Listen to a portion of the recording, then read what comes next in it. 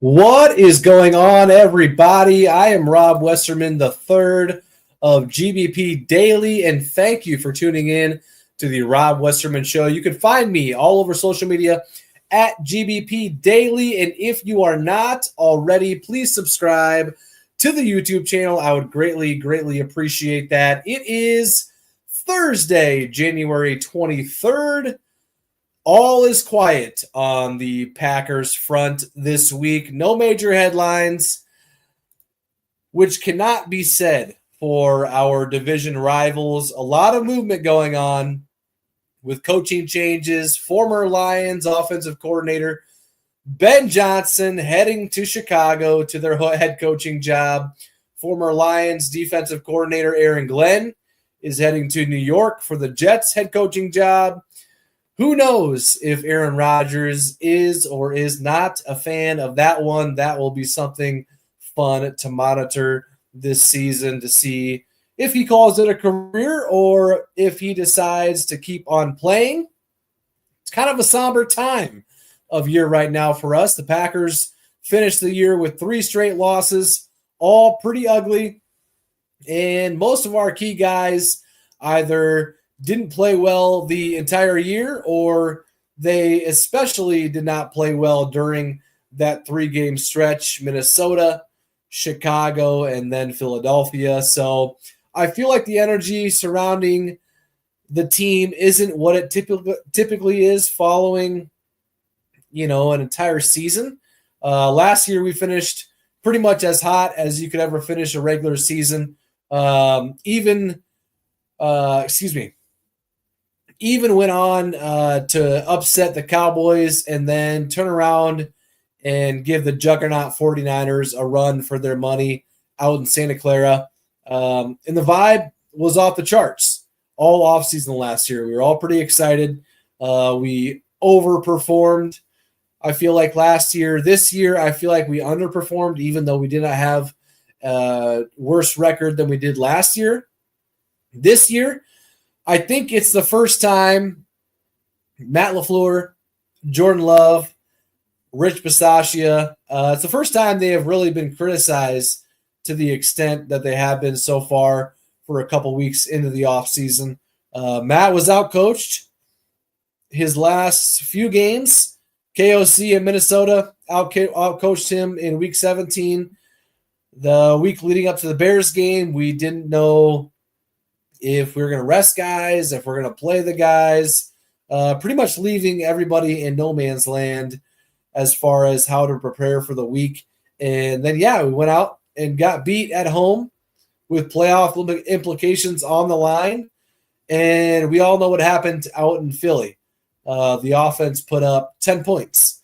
So inexcusable. Matt is absolutely not on the hot seat, but he's got some learning to do from those 3 games. There's no doubt about that.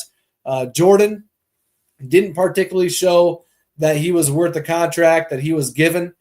Now, I know it was mainly due to the circumstances surrounding his position, the year he was in as far as being up for a contract, but he definitely did not play up to the standard that we all expected him to. And Rich Bisaccia, the highest paid special teams coordinator in the league, trotted out that unit game after game and watched them fail pretty much on all levels. The only thing holding it together was Brandon McManus, and he ended up missing a chip shot field goal in the wild card round in Philly. Daniel Wheeland, love the guy, but in my opinion, he was overrated this year. Had some great punts for sure. Had a lot of recovered snaps that were great. But he averaged 46.1 yards per punt, which was 28th in the league, and had 22 punts inside the 20-yard line, which was tied for 21st in the league. So not great. Not great. Without further ado, let's hop into the comment section here, see what the vibe is like on this beautiful Thursday. Hope your guys' week is going good. As for me, going great. hanging out, nothing new, just chillaxing.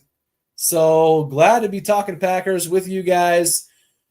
My man Rakeem in the chat. What's up, Rob? I understand that this is still a growing and learning team, but what is one thing you wish to see from the Packers this upcoming season? Great question, Rakeem. I'd like to see a little more fire. I feel like, especially over the last, I don't know, half decade or so, there hasn't been that guy or that group, position group, that really just brings the fire, brings the energy. Jair, I will say, brought the energy as far as smack talking. He brought the energy as far as him out there on the field. But we don't have a lot of jerks on the team. We don't have a lot of mean guys on the team, I feel like. Maybe Josh Jacobs this past year, maybe Tucker Kraft. But I feel like we don't have a lot of a-holes, if you're asking me.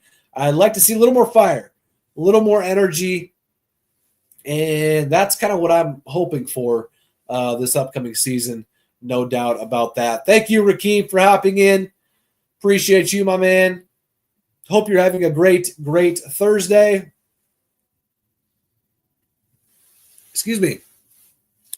What else we got going on here? Trevor, what's the vibe on Malik Willis? That's a pretty wild scenario, right?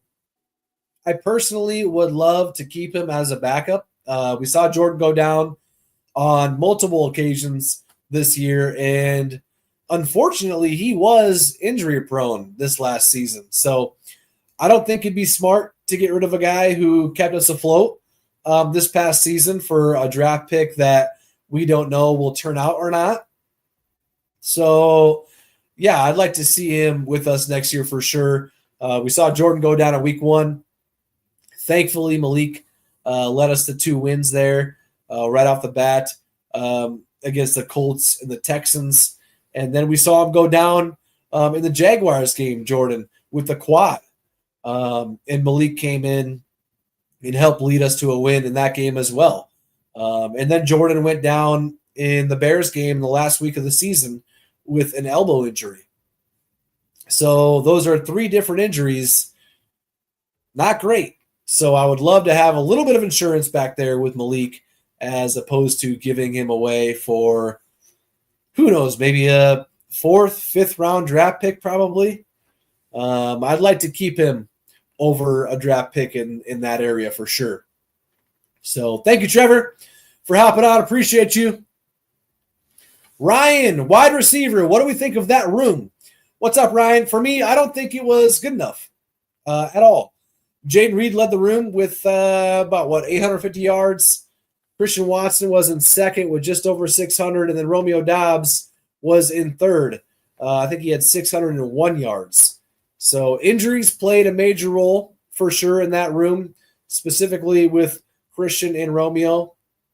Romeo also missed a game due to suspension, which is never good. So pretty much we need a guy that we can count on. And can it be one of those guys next year?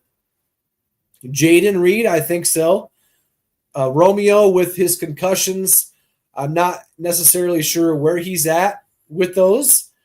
And we all know Christian is going to miss most of the year with his torn ACL. So, yeah, a lot of questions in the wide receiver room. I think it definitely needs revamped. Dontavian Wicks had a tough year for sure. I was hoping for him to break out. I thought he was going to be wide receiver 2 for sure, but that did not happen. And, yeah, that room, in my opinion, needs some serious help, no doubt about it. Oscar hopping in, Go Pack Go, checking in from South Texas. How about DK Metcalf? I wouldn't mind DK. I wouldn't mind in one bit. Now, I do feel like if they don't make a run for some of the guys like T. Higgins or Devontae, which I would love to have Devontae back, DK Metcalf, Garrett Wilson could be some targets they could go after as far as trading for. Do I think they're going to make a blockbuster trade? in the wide receiver room. I don't. Something like Devontae would make sense, and that's kind of where my heart's at least. But hopefully something happens because they need some help absolutely in the wide receiver room. John hopping in. I'm from Chicago, and all they're talking about is Ben Johnson saying he likes beating Matt LaFleur twice. I'm a Packer fan for life, always just tired of hearing the Bears fans. John, ignore them, right? That's all they got is smack talk. If you guys didn't know, yeah, Ben Johnson was chirping a little bit during his introductory press conference while he was being announced the Bears head coach, saying that he enjoyed beating Matt LaFleur twice a year. Yeah, I mean, it brings a little more fire to the rivalry, right? But it just kind of was weird. I don't know. I didn't really find it that funny or that clever. I just kind of thought it was a little weird, honestly. What else we got? Quan, my man, what do you think the Packers need to do offensively to be a balanced offense? Well, got to protect Jordan. Got to do a better job in the run blocking for sure. They didn't do very well as far as the run game up front this past season. Although Josh Jacobs did get his, he was pretty much making moves at the line of scrimmage or behind the line of scrimmage and still getting positive yards.